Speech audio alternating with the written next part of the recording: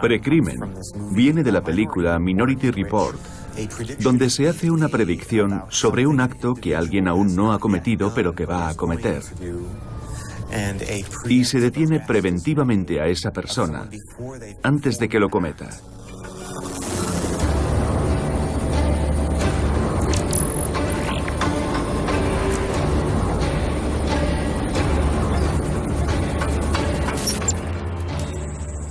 Si me hubieran contado hace años que iba a haber detectores de armas de fuego y cámaras de vigilancia en los barrios, o que se iban a poder predecir los crímenes, habría dicho, estáis locos. No anticipa un futuro determinado, el futuro ya es presente. Es el proceso de segurización de nuestra sociedad. No tengo ni idea de lo que va a significar para la función policial en los próximos 5 o 10 años en términos de avance tecnológico. Pero viendo hasta dónde hemos llegado ya, sin duda será alucinante.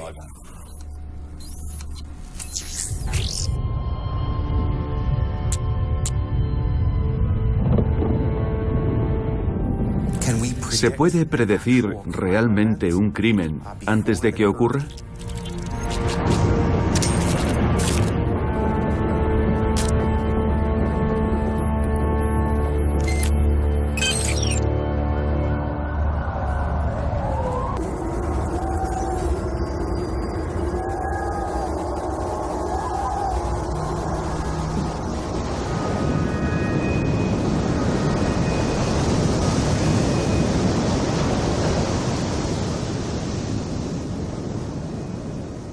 Resumiendo, primero, van totalmente en serio con el uso de algoritmos para combatir la delincuencia.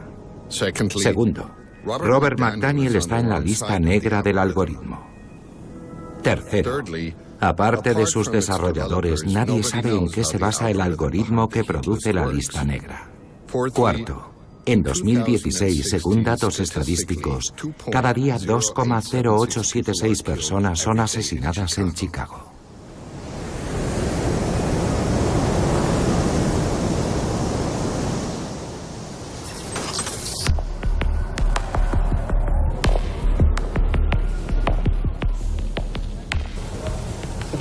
Estamos empezando a darnos cuenta de que la policía, en contra de la creencia popular, realmente no puede prevenir la delincuencia. En los años 70 y 80 del siglo XX asistimos a un rápido crecimiento de la delincuencia. Los índices empezaron a ser significativos. Fue en ese contexto donde surgió la necesidad de reformar la policía, de cambiarla para que pasara de ser una fuerza meramente reactiva que responde ante un delito o una emergencia, a ser una fuerza proactiva. Y para poder transformarla en una fuerza proactiva, había que basarse en gran medida en la tecnología.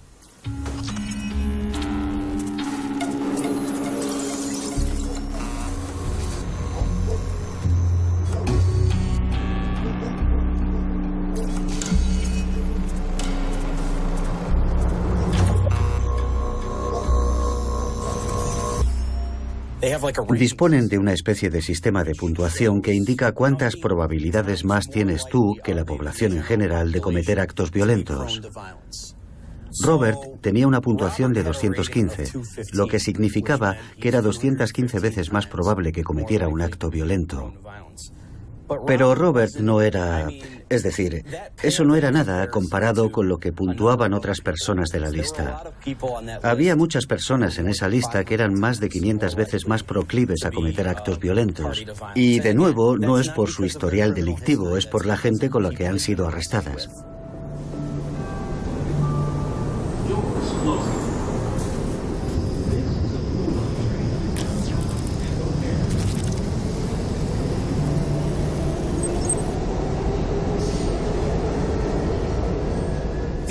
Eso es lo que asusta realmente, que ahora haya empresas puntuando a cada ciudadano. Ahora mismo republicanos y demócratas están haciendo ya este tipo de nanoselección puntuando a las familias por domicilio. Esa información está toda ahí, no solo si eres o no un delincuente. Por tanto, la policía no hace más que acceder a una información que otros ya tienen. Ahora bien, ciertamente, da miedo una sociedad así clasificada. Por supuesto, no es solo una cuestión de privacidad privacidad de que estemos facilitando esta información. Se trata de que un gobierno posee esta información. Es una situación diferente. En Estados Unidos permitimos que empresas como Google y Apple lo sepan prácticamente todo sobre nosotros. Pero con el gobierno somos más reacios y está bien trazar esa línea. Lo que vemos aquí es una forma de convergencia de datos donde unas empresas privadas recopilan información que luego venden u ofrecen a las fuerzas del orden público. Por tanto, esa información ya se conoce.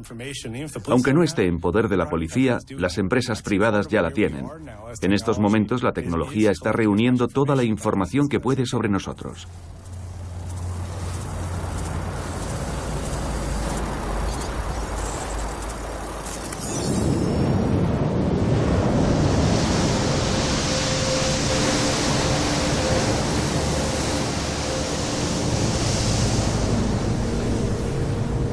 Un me gusta en Facebook, un clic y la información queda guardada. Facilitamos datos que generan información sobre nosotros, que circulan por Internet hasta que con la siguiente actualización se forme otro conjunto de datos. Y así sucesivamente. Data mining, minería de datos indefinidamente. En alguna parte completamente perdidas al fondo de la cadena alimentaria digital hay personas como Robert McDaniel. ¿Privacidad? ¿Qué privacidad?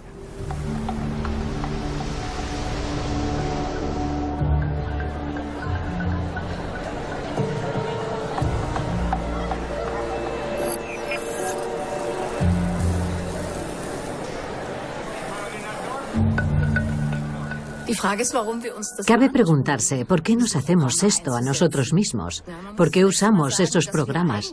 Para empezar, no se han sometido a una votación democrática. ¿Es eso lo que queremos? ¿Queremos ser una sociedad completamente controlada, donde todos tengamos una puntuación, como planean los chinos?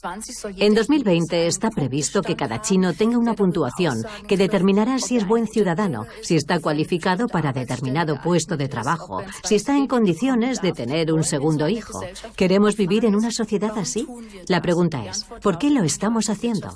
Y la respuesta es, porque necesitamos crecimiento económico, porque queremos ganar dinero. Y los actores económicos, los gigantes tecnológicos, aprendieron hace años que se puede ganar mucho dinero con los datos personales y la calificación de los individuos, y lo convirtieron en un modelo de negocio.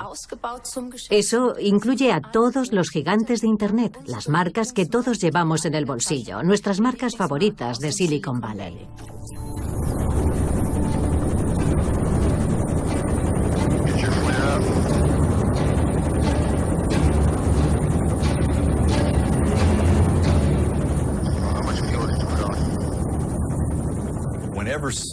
Cada vez que alguien rellena una solicitud para pedir un crédito, tiene que facilitar cierta información. El programa informático Beware accede a bases de datos de instituciones financieras, tribunales, toda clase de entidades crediticias. Beware tiene la capacidad de acceder a todas estas bases de datos simultáneamente. Cuando entra un aviso en nuestro centro de comunicación de emergencias y está clasificado como aviso de amenaza para la vida o delito en curso, y viene acompañado de una dirección, el programa Beware busca en todas estas bases de datos y proporciona al operador del centro en tiempo real toda la información específicamente relacionada con esa dirección. Personas que han vivido ahí, que viven actualmente ahí, sus números de móvil, direcciones anteriores, personas con las que se relacionan. La otra función que permite el programa Beware es investigar en las redes sociales y recopilar toda clase de información que pueda haber en ellas en términos de amenaza. La teoría en la que se basa Beware tiene mucho sentido. Si yo fuera policía y tuviese que entrar en una casa sin saber quién hay dentro, me gustaría tener toda la información posible. El problema es cuando esa información te la proporcionan los proveedores de datos porque no es muy precisa. Podría saltar la alarma avisándote de que cierta persona vive allí, pero podría haberse mudado. A veces te envían un catálogo a casa y te preguntas, ¿por qué me lo mandan a mí si no tengo hijos? Esta falta de precisión va de la mano con estos proveedores de datos, porque no tienen que ser perfectos. Lo que hacen es intentar vender productos a la gente.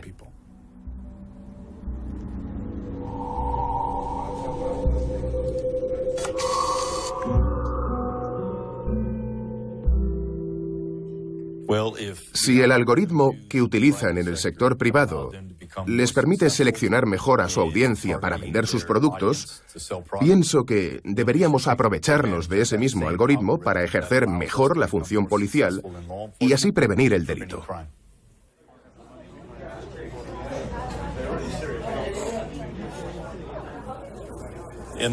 En el caso del programa informático Beware, pienso que lo negativo supera con mucho cualquier posible beneficio. Y entiendo perfectamente que en un mundo ideal y con el software ideal serviría para garantizar una actuación policial más segura. El problema es que no hay nada ideal. Por ejemplo, entre las cosas que analiza el programa, según el fabricante del software, está todo lo que uno publica en redes sociales como Facebook y Twitter. Hubo una mujer en otra ciudad que fue señalada por el programa por hacer comentarios en Twitter que contenían la palabra rabia, cuyo significado está específicamente asociado a la ira, la violencia. Sin embargo, la mujer hablaba de un juego de cartas llamado así, Rabia. Sus comentarios no tenían nada que ver con violencia, agresividad, ni nada parecido. Y sin embargo fue señalada como potencialmente problemática por haber enviado esos mensajes de rabia. ¿Y si alguien publica un comentario diciendo que no se fía de la policía? ¿Será señalado como posible problema? Hay demasiadas probabilidades de que el ordenador se equivoque. Y si se parte de un dato equivocado, y eso se suma a un departamento de policía que ya ha demostrado una tendencia a disparar contra ciudadanos, tenemos la receta para el desastre.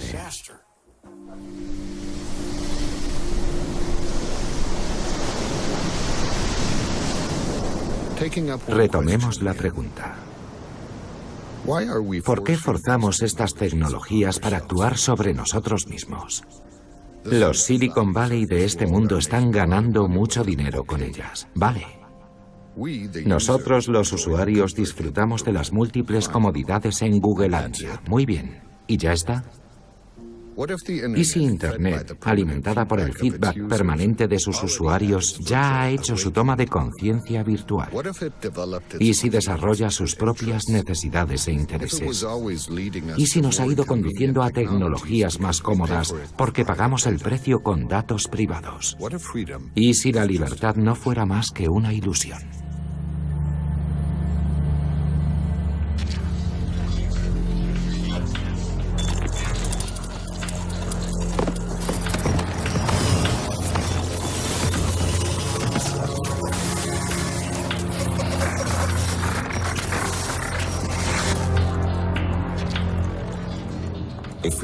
Si creábamos un juego urbano en el que todo estuviera dominado por la tecnología y uno fuera un hacker, tendría un control y unos poderes tremendos. Nos pareció muy interesante. Así que nos pusimos a investigar sobre lo que ya existía. Y vimos que gran parte de esa tecnología ya se había creado, que técnicamente era casi viable hacerlo. Así que en lugar de crear ciencia ficción, empezamos a basar nuestro modelo en la realidad.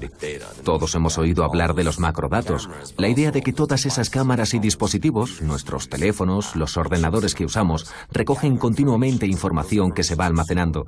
Ni siquiera sabemos dónde, y aceptamos sin más el hecho de que los datos se acumulen. Y los macrodatos son tecnología neutral. Puedes darles un buen o un mal uso. Yo lo llamo la sombra digital de las personas. Puedes saber sus ingresos, datos de sus vidas.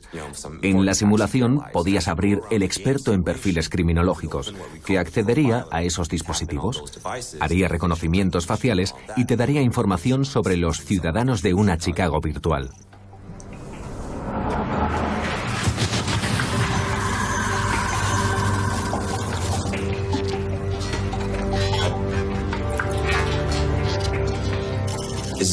No es un juego de ficción distópica. Sucede en una versión algo diferente de nuestro mundo.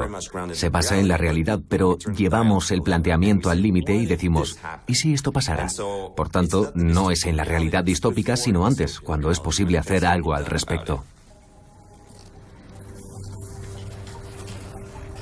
Policía Metropolitana, mantenimiento del orden territorial, trabajando juntos por un Londres más seguro, a quien corresponda.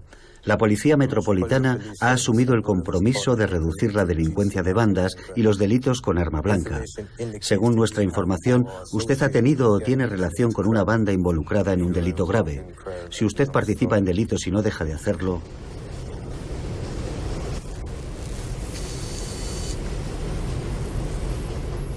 Si usted participa en delitos y no deja de hacerlo, la policía y sus organismos asociados podrán actuar contra usted. Con arreglo a la ley sobre actividad criminal conjunta, podría ser declarado culpable y enviado a prisión, solo por estar presente cuando se ha cometido un delito grave o por estar con las personas que lo han cometido y no tratar de impedirlo. Tendrá que cambiar su forma de vida. Nosotros podemos ayudarle. Puede hablar de manera confidencial con un agente de policía o contactar con cualquiera de las organizaciones que figuran al final de esta carta. Le animamos a hablar con ellos, ya que pueden ayudarle a liberarse de cualquier vínculo con bandas. Atentamente, jefa de distrito. Esto es una chorrada.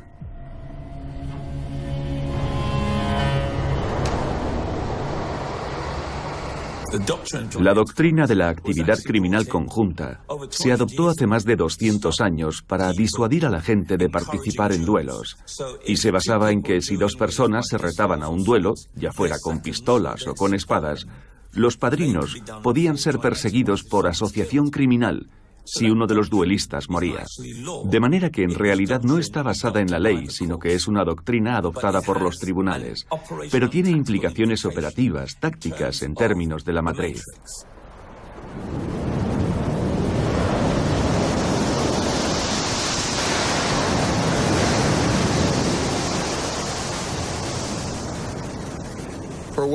Sea cual sea la razón por la que llamaron matriz a su base de datos, el nombre sugiere una reverencia ante un sistema tecnológico. La matriz de Londres funciona como la lista negra de Chicago. Identifica individuos, los relaciona, detecta patrones en redes sociales, calcula probabilidades estadísticas, clasifica a la gente, emite avisos, vigila todo el tiempo.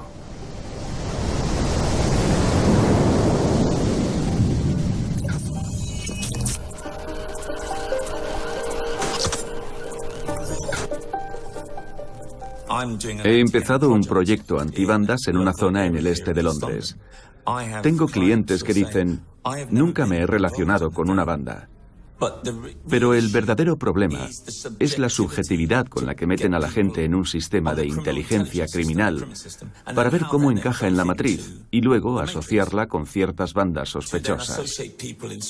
Por tanto, la cuestión es quién controla la entrada de datos, quién controla a los agentes que introducen esos datos.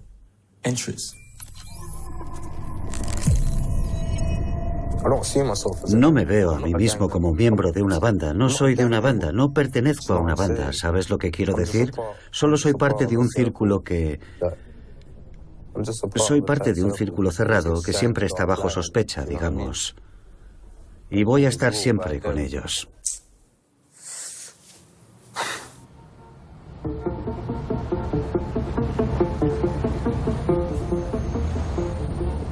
Si les dices, no estoy en una banda, te preguntan a qué comunidad perteneces. Soy de la comunidad de Austin. Vale, pues allí son todos ladrones y estafadores. Así que eres sospechoso. ¿Cómo puedes decirme lo que soy? Por el sitio donde vivo. Que además es el único que puedo permitirme. No tiene sentido. Creo sinceramente que la policía tiene un trabajo que hacer y quiere hacerlo. Si tienen que inventarse el delito, si tienen que convencerte de que eres un delincuente y provocarte para que lo seas, lo harán. A un amigo mío lo mataron, hará un par de meses. Lo único que puedo decir es que clasificaron su caso como un asesinato de bandas. Supongo que por eso he salido yo ahí, porque la persona asesinada y yo estábamos muy unidos. Aparte de eso, realmente no lo sé. Como he dicho, no he hecho nada que no haga todo hijo de vecino.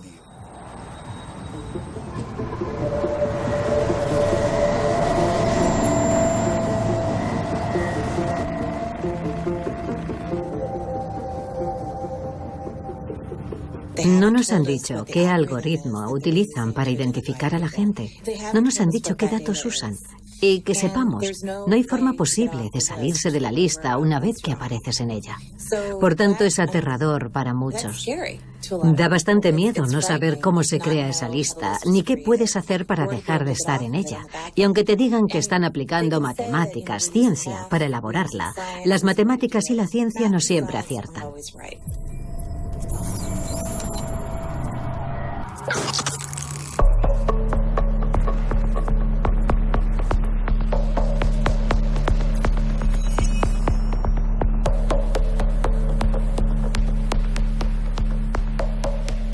Vengo a hacer una investigación en la empresa creadora del software HanchLab con la idea de conocer un poco mejor cómo funcionan sus algoritmos y, en particular, descubrir qué diferencia a HanchLab del líder actual del mercado de las tecnologías de predicción del crimen, Predpol.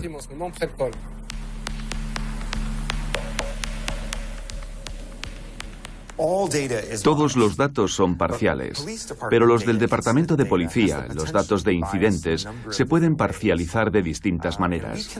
Y esta parcialidad no es posible eliminarla, pero sí contrarrestarla en cierta medida, incorporando otros datos. El software consta de varios componentes.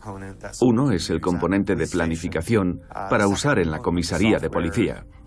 El segundo componente del programa es una versión móvil del software que puede ir en un coche u otra clase de vehículo y el agente lo tiene a la vista mientras el vehículo se desplaza por una de estas áreas prioritarias de patrulla. Lo que hace es usar el GPS de la tablet para localizar nuestra posición y cada vez que entremos en un área distinta, la pantalla se actualizará con información sobre ella. Ahora mismo estamos recorriendo una de estas áreas que está relacionada con robos y si fuera nuestro destino final, nos pondríamos a patrullar la zona durante 10 o 15 minutos. Pero es muy poco probable que se cometa un delito en esta ubicación justo en este momento. Simplemente significa que es la zona de mayor riesgo y por tanto, donde más conviene que un agente pase un tiempo patrullando.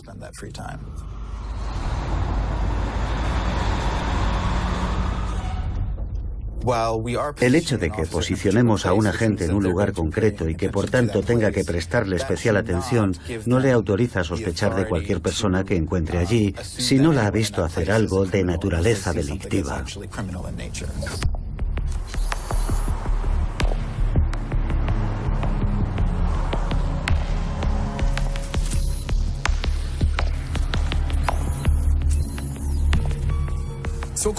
A diferencia del algoritmo de Predpol, el de HanchLab lo conforman múltiples tipos de datos: meteorológicos, sociales, medioambientales, etc. Infinidad de datos. Por el contrario, Predpol ofrece una solución muy simple, intencionadamente simple, donde solo encuentras hechos delictivos. El único interés de Predpol es incrementar la eficacia del sistema, manteniendo al mismo tiempo una fuerte dinámica comercial. Predpol ha obtenido la patente de su algoritmo y se niega a entablar un diálogo o un debate sobre su creación. Los planteamientos de HanchLab son completamente distintos. Opera básicamente en la tradición de los datos abiertos y ahora en la del algoritmo abierto. Un algoritmo abierto al debate.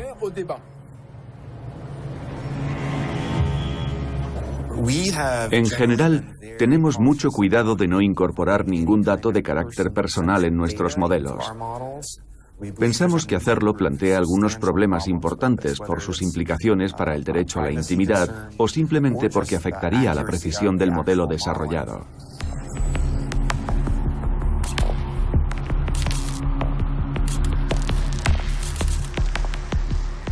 En HanchLab no usamos datos de vigilancia, pero creo que la sociedad debe preguntarse en qué circunstancias sería razonable utilizar esta clase de datos en nuestro beneficio.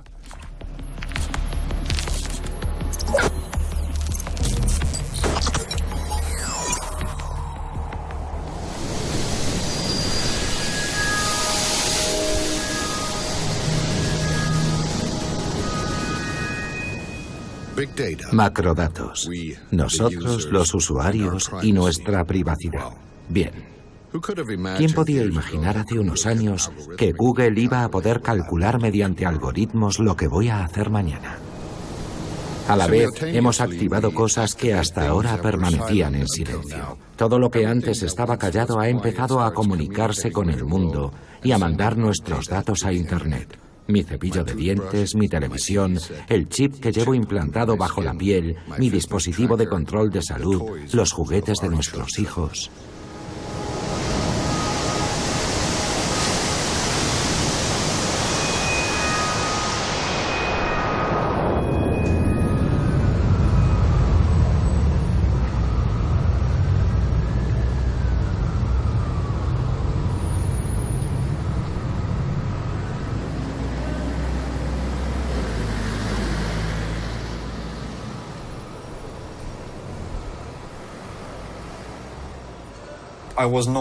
Yo no sabía que la policía estaba usando esta clase de tecnologías, aunque no me sorprende demasiado, porque el desarrollo tecnológico enfocado a la seguridad, dentro o fuera del país, es continuo. Y es algo que todos sabemos. Lo vemos continuamente en televisión, sobre todo en política exterior y en los conflictos de Occidente en el exterior.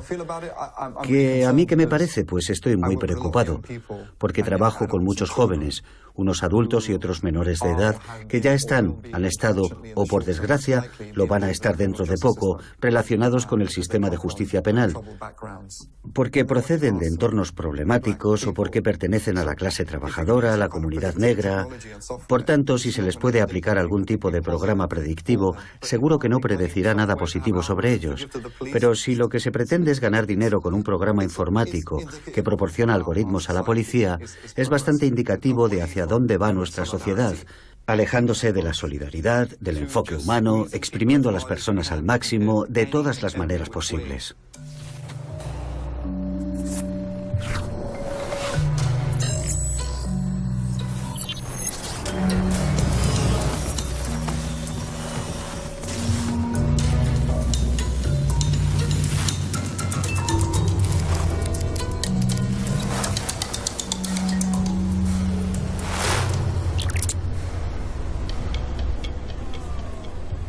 Mira, ahí hay una cámara. Sí. Y eso de allí es otra cámara. Y allí hay otra cámara.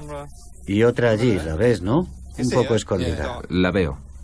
Y también hay otra cámara allí detrás, ¿la ves? Sí. Allí. El año pasado hubo 3 asesinatos en el parque. ¿Qué coño pintan estas cámaras aquí? Sí, está claro que no se usan para resolver asesinatos. Son para otra cosa. Claro, para que la gente piense que están haciendo algo. Sí, si te fijas, no son cámaras normales de vigilancia. No, son más sofisticadas. Sí. Llevan una caja acoplada. Tú fíjate, aquí se cometieron 3 asesinatos mientras los niños jugaban. ¡Qué locura! Mi hijo lleva al menos 11 años viniendo a jugar a este parque. Por eso pasan más cosas aquí que en los parques de las comunidades privadas a los que no se puede acceder. Piensa en lo pequeño que es este parque y el número de cámaras que hay. Lo tienen perfectamente cubierto. Totalmente. Por tanto, es muy raro que no puedan impedir estos asesinatos de bandas con toda la información que recogen. Vigilancia de teléfonos, triangulación. No me sorprende lo más mínimo que ya se haga todo esto. Y estoy convencido de que no conocemos la mayoría de los instrumentos de vigilancia que tienen. Es interesante señalar que seguramente algunas de las técnicas que ensayan con bandas en la comunidad negra también se están usando con la protesta y la organización política, como campo de innovación y desarrollo. Y refleja una realidad en la cual la policía actúa preferentemente contra varones negros cuando se ha cometido un delito, y en la que les da el alto, les somete a registros y les dispara sin avisar. En Londres y en el resto del país somos un servicio policial. Y uno tiene que saber lo que eso significa. Significa rendición de cuentas y transparencia en todos tus procesos y prácticas. Es lo que siempre he defendido cuando presidí la Asociación Nacional de Policías Negros. También aporté pruebas en varias investigaciones de que los servicios policiales eran institucionalmente racistas por la manera de desempeñar sus funciones. Para mí la matriz es otra forma de racismo institucional. Es aplicar perfiles. Y no responde ante nadie. Y en mi opinión tiene que haber una forma de salirse del sistema, ya sea la matriz, la base de datos de ADN. Debe existir un proceso que permita a la población confiar en que se pueden exigir responsabilidades al servicio de policía.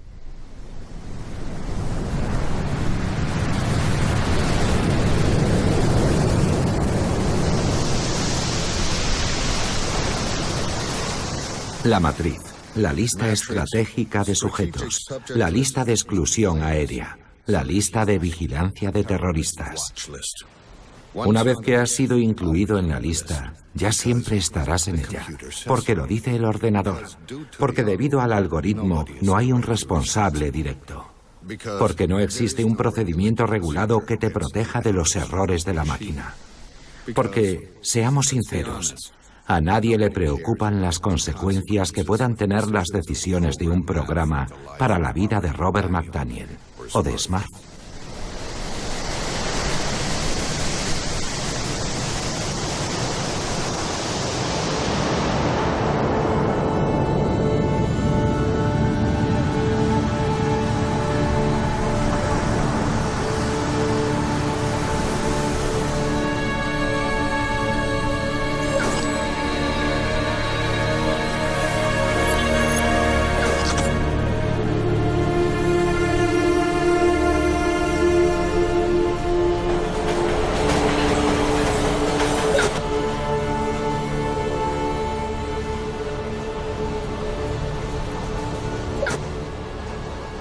Nuestro personaje principal, de hecho, es injustamente clasificado por el sistema de predicción de crímenes del juego, y casi desde el principio el jugador busca la manera de borrar esa predicción sobre él, porque le parece injustificada. Ve arbitrario que un código decida que es un delincuente por tal o cual razón. Le damos un giro a la perspectiva.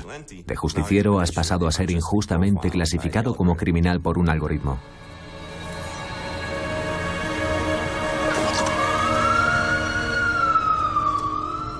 El código no tiene conciencia, y quienes lo desarrollan no siempre saben lo que sucederá después. Por tanto, dado que ese código no tiene conciencia y el programador no siempre conoce todas las repercusiones posibles de lo que está programando, ni el verdadero alcance de los datos que van a procesarse en las próximas décadas, es lógico preguntarse, ¿quién es realmente el responsable de las decisiones del código?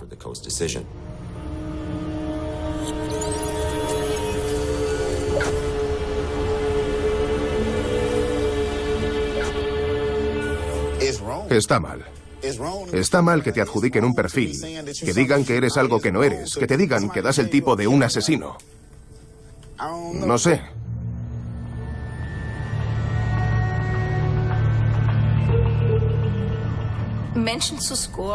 Puntuar a la gente y ponerla en listas todavía no es una estrategia cibernética de control.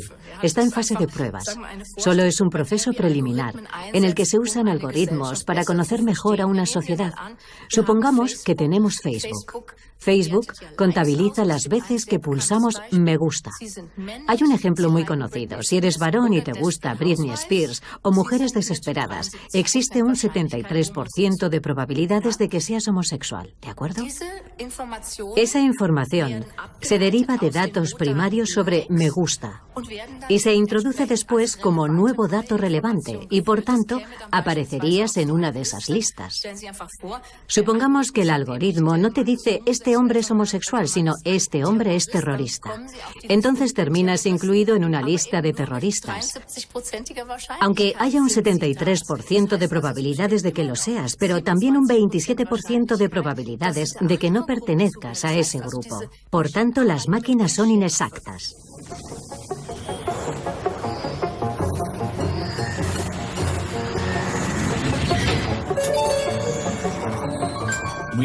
No tenemos la capacidad personal de mantener contactos con millones de personas. Las redes sociales sí. Es una espada de doble filo y todavía estamos buscando la manera de gestionarlo.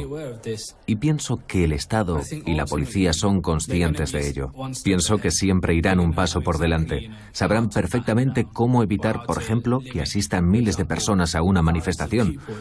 Les bastará con bloquear todas sus invitaciones, impedir que se publique en las redes sociales, aplicar el algoritmo a quién envía qué mensajes, quién publica qué. Nosotros lo usamos con la actitud de no nos importa porque lo van a saber de todas formas. Así que nos organizamos abiertamente.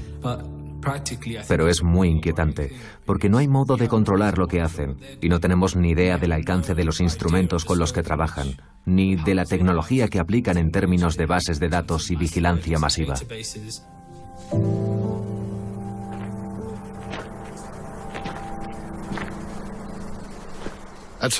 En algún punto he dejado de pensar en quién puede saber y almacenar qué cosas sobre mí, y en por qué y desde cuándo. Probablemente porque, en definitiva, me va a dar igual. Es como pasa con Hollywood, los juegos de ordenador y la televisión. Todo está indefectiblemente ligado a la realidad. Una realidad que no es más que el soporte de un código básico. 0, 1. Me gusta, no me gusta. Comprar, no comprar. Culpable, inocente. Solo un recordatorio. El código no tiene conciencia.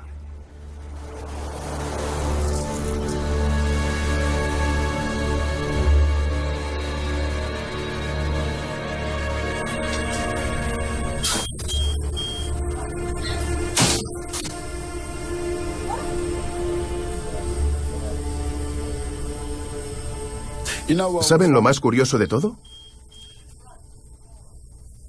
Ya conté que perdí a mi mejor amigo. Cuando digo mi mejor amigo, estoy diciendo mi hermano. Vi cómo barrían su asesinato debajo de la alfombra, como si no significara una mierda. Mientras que a mí me someten a una prueba de $2 millones, que dice que soy un asesino.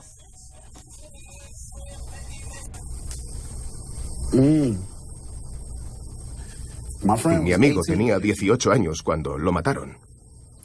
Ha dejado un hijo. Y yo sigo cuidando de él. El pobre cree que yo soy su padre. No sé. Está mal. Es demasiado.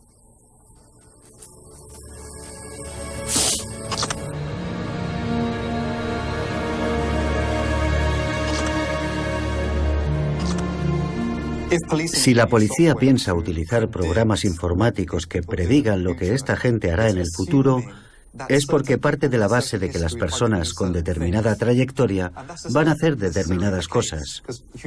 Y no tiene por qué ser así. La gente puede cambiar en función del apoyo que reciba y de las decisiones que tome al recibir ese apoyo. Pero vuelve a ser una metáfora, porque en eso consiste la función policial. La función policial no es preventiva, no es justa en ningún sentido. Simplemente está ahí como mecanismo de castigo, como mecanismo de criminalización y de castigo.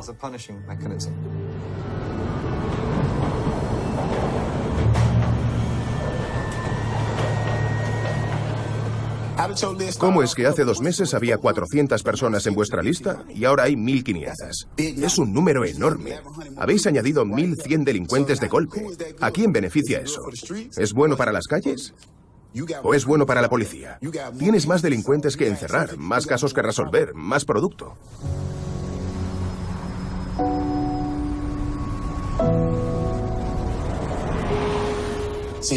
Seguramente mi caso no signifique una mierda para nadie, porque no se trata de ti.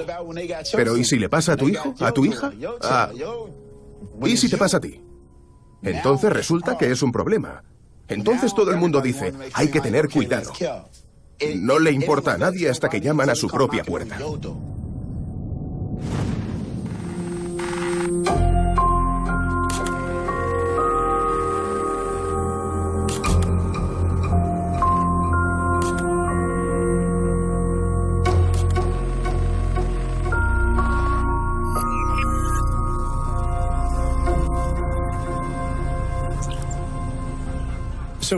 Ahora mismo la gente está dando esa información sin ser consciente. Y no es solo la que damos en Internet, sino que a medida que nos adentramos en la Internet de los objetos, tu vivienda inteligente revela cuándo vas a salir, a qué hora te duchas, la temperatura del agua. Tu televisor puede escucharte, tu coche controla los lugares a donde vas, tu teléfono móvil sabe todo lo que estás haciendo, tus conversaciones. Facilitamos esos datos sin más a empresas privadas sin pensar en las consecuencias. En cuanto a la policía, es evidente lo útil que sería contar con toda esa información. Iban a pasarse las horas muertas en un coche aparcado vigilando a alguien, pudiendo rastrear todo lo que hace a través de sus conexiones digitales. Es un mundo nuevo, y ni los responsables políticos, ni siquiera los abogados, han previsto las consecuencias. No han pensado en cómo adaptar la Cuarta Enmienda a la nueva realidad, cómo adaptar la legislación sobre el derecho a la intimidad, cómo aplicar la normativa actual sobre tecnología tecnología móvil en un mundo en el que tu reloj facilita los datos de tu ritmo cardíaco. Y es importante que nos hagamos ya estas preguntas. Estamos muy al principio de un debate de una importancia colosal sobre qué debe hacerse con estos nuevos datos.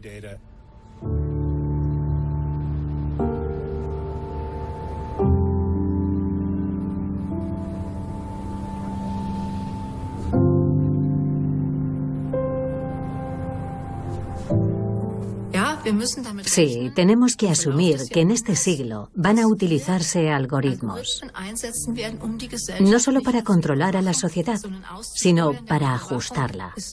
Porque la vigilancia existe solamente para dirigir y regular tu futuro.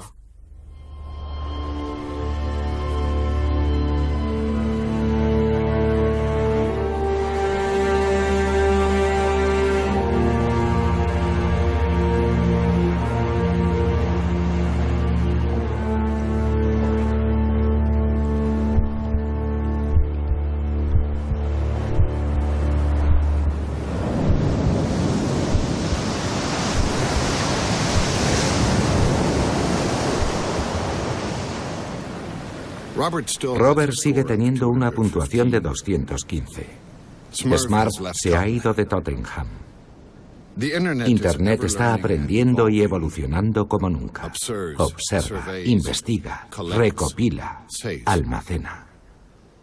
Sobre la ciudad, como un amigo me decía por carta, el cielo es del color de un televisor sintonizado en un canal apagado. Es hora de despedirme y volver a casa. De vuelta a mi teléfono inteligente, mi dirección IP, mis correos electrónicos, mis bookmarks, mi cuenta de Twitter, mi calendario de Facebook. Bienvenido a la matriz.